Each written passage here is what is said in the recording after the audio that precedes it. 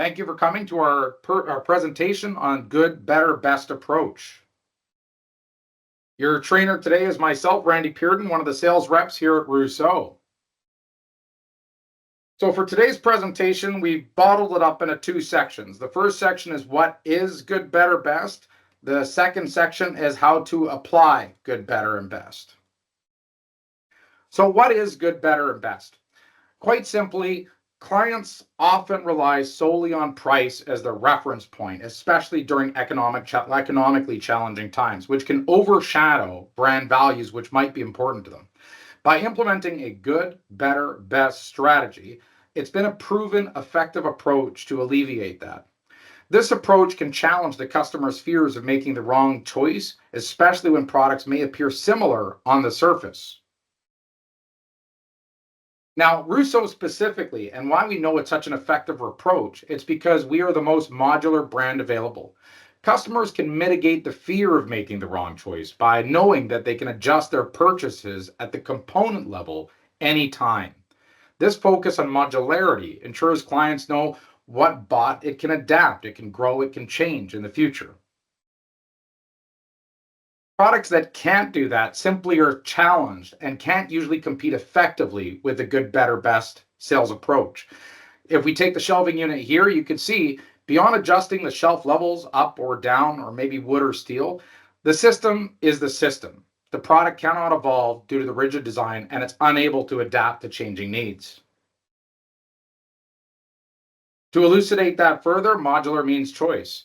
From the simple shelving unit on the left-hand side to the much more complicated and adapted unit on the right, shelving was shelving throughout. The shelving unit stayed. What changed were the components. During the lifetime of that shelving unit, it could be there for decades, and the customer knows it can adapt and grow, so they don't have to start with the very high end. They can go in the middle or even on the basic end. Now, the price ladder concept, it's called, is by no means new. It's an existing, very common approach.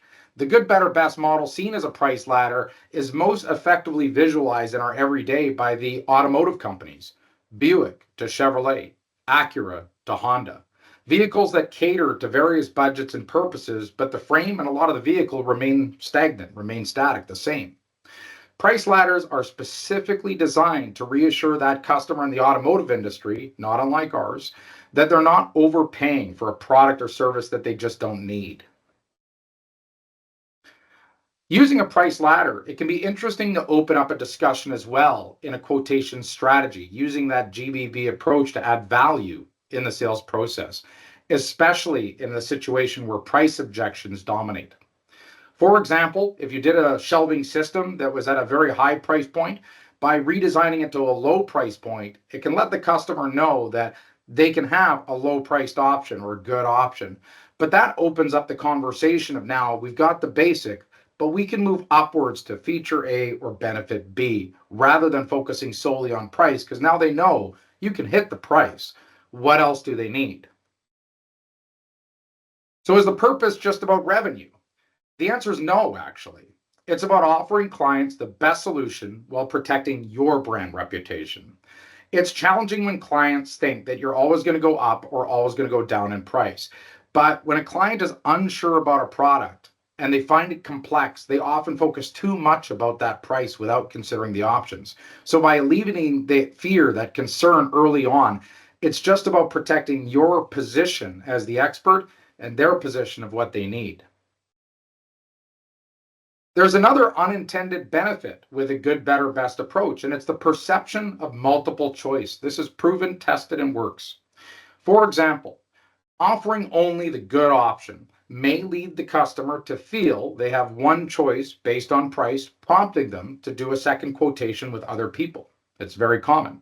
However, by presenting a better or best option, whatever the makeup of those are, even from one seller, even from just the one company, the client now perceives multiple choice, increasing the likelihood of them of just selecting an option without seeking an alternative. So does that mean more choices are better? No, is the simple answer. Too many choices make it too hard. Over 50% of customers, and their stats to back that, are willing to pay a premium for a product or service if they're given a few alternatives where it's clear. Many prefer not to choose the cheapest or the most expensive, and I'm sure that resonates with all of us personally. However, offering too many choices can lead to frustration and confusion, meaning they're not going to choose anything. They're going to send it out for more quotes. In the example on the left, you can see it in credit cards, something that I'm sure all of us see all the time. If offered 3 credit cards and we don't have one, we'll probably choose one. If offered 10, I don't even know what I'm buying. I might be scared just at the concept. So, with those basic fundamentals in, how do you apply it in the most simple way? We're going to use shelving to make the example. Now, we've used pricing that is narrative and purpose, and we've used shelving units that are non-specific because we just want to elucidate the point. But it's the same procedure no matter what you're doing by reconfiguring componentry or design. So for shelving, to cover these ones, you've got 10 freestanding shelving units. And let's assume these cost 170 bucks-ish each. Now, especially for those who know Rousseau well, we know that if we go 5 back-to-back units, the pricing comes down significantly. Now there's shared componentry.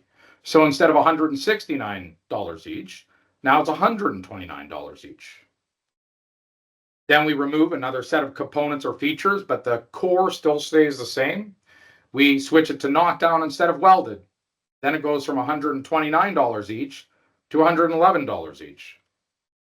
And then finally, we change the components one more time to go minimum bracing, minimum components, knockdown, which drives the price down to $103. This isn't to say that that is necessarily the perfect solution for the customer. What this is to say is that you can hit the price point, give them that good point by design. And if they need the feature or benefit of freestanding, if they prefer welded panels, if they prefer more bracing for later changes, they can have that. And they're clear on what that means. Now, there is a principle that you do have to be somewhat consistent when using a good, better, best strategy. The dimensions could change slightly. The features can, of course, change, but the base has to be there. Otherwise, it looks like smoke and mirrors and can create the appearance that there's no good, better, best. It's just different, different, different. So we put together a few slides to kind of show you where you're getting a better performance or a better feature through the design evolution of that good, better, best option. So first up is spider shelving. Again, dimension and feature can change slightly, but overall, a shelf is a shelf to some level. So we start with traditional shelving. Cost effective, good option, well made, but simple. $36, $12.87 right there. Maybe though, maybe there is value in the customer having more division options within the shelf, but they don't necessarily need drawers.